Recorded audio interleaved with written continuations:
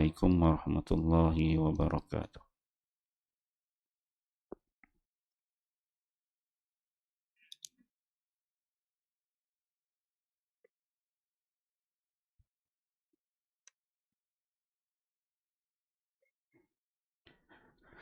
Bab salah berjemaah.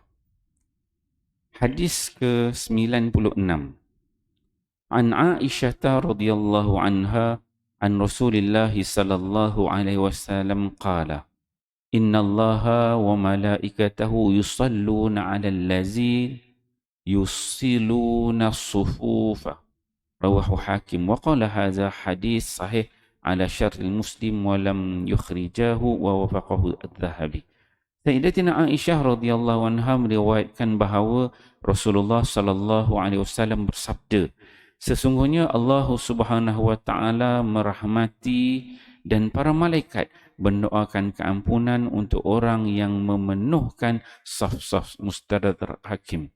An Abi Hurairah radhiyallahu anhu anna Rasulullah sallallahu alaihi wasallam qala لا يصل عبد صفا إلا رفعه الله به درجة وذرت عليه الملائكة من البر وهو بعض الحديث رواه الطبراني في الأوسط ولا بأس بإسناده الترغيب.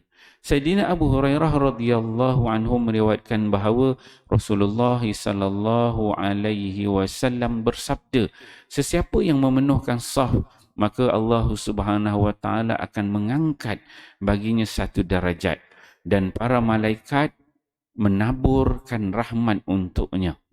An Abdullah bin Umar radhiyallahu anhuma qala qala Rasulullah sallallahu alaihi wasallam khiyarukum alyanukum manakiba fi salati wa ma min khutwatin a'zamu ajra min khutwat masyaha rajulun ila furjatin fi saffi fasaddaha.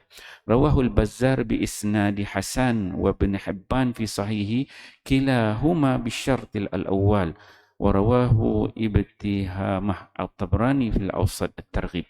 Sayyidina Abdullah bin Umar radhiyallahu anhuma meriwayatkan bahawa Rasulullah sallallahu alaihi wasallam bersabda, orang yang terbaik dalam kalangan kamu ialah orang yang melembutkan bahu-bahunya semasa bersalat.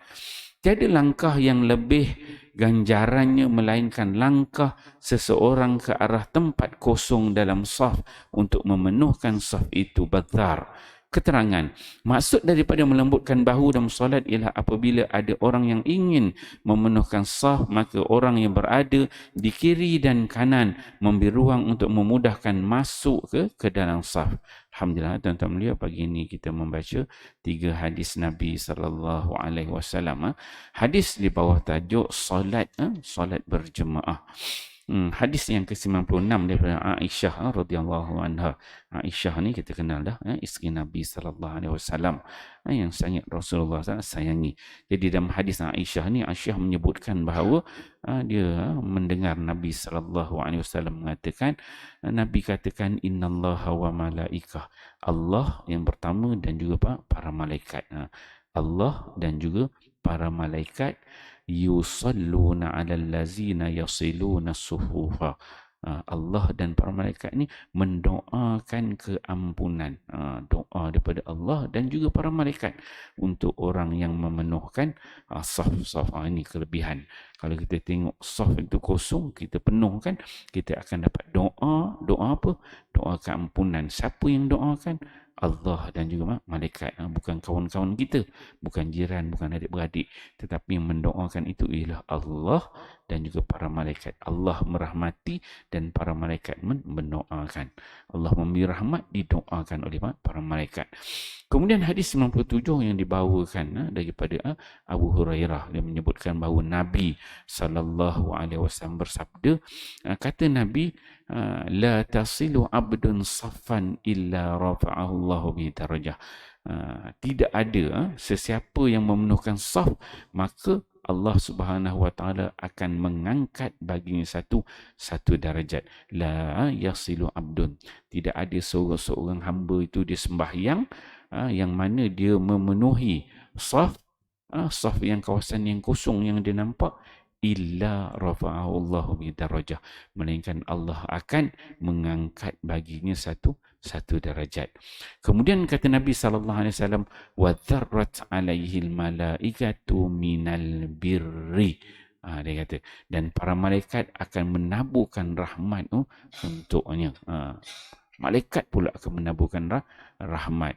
Allah Subhanahu wa taala akan mengangkat darjat, malaikat taburkan rahmat. Kalau hadis tadi Allah beri rahmat, malaikat ampunkan. Hadis yang ini Allah angkat darjat, malaikat taburkan rahmat. Semua cerita tentang apa? Tentang memenuhkan saf-saf yang kosong. Kemudian hadis yang ke-98, hadis daripada Abdullah bin Umar, anak Sayyidina Umar. Biasa kalau kita sebut Abdullah bin Umar ni, kita akan sebut radhiyallahu anhuma. Radhiyallahu anhu. Kalau radhiyallahu anhu maksudnya seorang. Kan? Kalau kita kata Abu Hurairah, kan? Abu Hurairah radhiyallahu anhu, sebab seorang aja.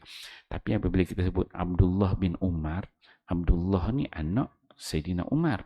Tapi kita sebut Abdullah bin Umar, maksudnya kita sebut anak dan juga bapa. Bila kita sebut dua-dua dan dua-dua tu Islam, maka kita ubah radhiyallahu anhu kepada radhiyallahu an Umar. Sebab apa? Sebab dia dua orang, dua-dua tu Islam. Allah meredai kedua-duanya. Kadang-kadang terlepas pandang benda-benda macam tu. Jadi dalam hadis anak Sayyidina Umar ni dikatakan bahawa Nabi sallallahu alaihi wasallam menyebutkan, Nabi kata apa? Khiyarukum alyanukum manakib. Dia kata, Nabi kata orang yang terbaik dalam kalangan kamu ialah alyanukum. Alyan ni lain, lembut. Yang mana dia melembutkan manakibah, bahu-bahunya. Dia lembutkan bahunya fi salah. Maksudnya bila dia masuk solat tu, duduk dalam saf tu, dia tak adalah duduk kerah gitu, kan? Kaki pun kangkang bagi besar tu, yang bagi orang masuk, kan? Dia tak macam tu. Yang khiyarukum, yang orang yang terbaik, bila dia masuk dan saf tu, dia akan lembutkan bahu dia bagi orang masuk celak. Dia punya step kaki dia pun dia betulkan bagi cantik sesuai dengan tubuh badan dia. Dia lembutkan bahu, jadi bila orang nak masuk pun selesa. Celah-celah tu kan, nak rapatkan saf, tak adalah dia buat kerai yang bagi supaya dia lapar. Dia tak begitu, kata Nabi sallallahu alaihi wasallam. Jadi melembutkan bahu, dia lembutkan bahu dia supaya kawan-kawan boleh salat, boleh rapatkan saf. Itu yang pertama. Kemudian kata Nabi sallallahu alaihi wasallam, wa ma min khutwatin a'zamu ajra. Tidak ada langkah yang lebih besar ganjarannya. Langkah kita melangkah-langkah ni, langkah kita yang paling dapat pahala paling banyak. Apa dia? Kata Nabi, min khutwatin masyaha rajun ila furjatin fi saffi fasaddaha.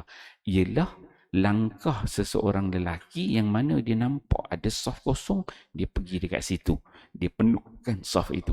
Itulah langkah yang dia pergi itu merupakan langkah yang paling besar ganjarannya diberi oleh Allah Subhanahu wa taala. Jadi insya-Allah tuan-tuan mulia, 3 hadis ni kita masuk tajuk bawah tajuk bab solat berjemaah ni, betapa pentingnya kita memenuhkan saf. Nampak ada ruang kosong tu, kita kena penuhkan. Dapat keampunan, doakan keampunan oleh para malaikat, Allah merahmati. Kemudian datang pula Allah naikkan darjat, malaikat pula mendoakan kerahmatan. Kemudian Nabi sebut pula langkah yang terbaik, yang memenuhkan saf, lembutkan pula bahu-bahu bagi orang masuk. Orang yang terbaik ketika kemudian saf. Bukan setakat kita datang solat, kita penuhkan saf, tapi adab kita tu dengan jiran sebelahnya belah kita ketika solat tu diajar. Satu tadi diajar kita supaya cari ruang-ruang kosong kita pergi. Yang pertama.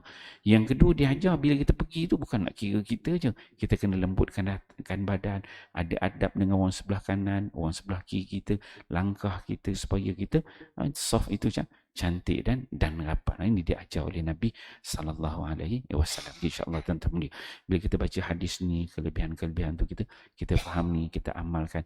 Moga-moga bila kita buat tu dalam keadaan kita faham dan kita mengharapkan ganjaran-ganjaran tersebut kita dapat.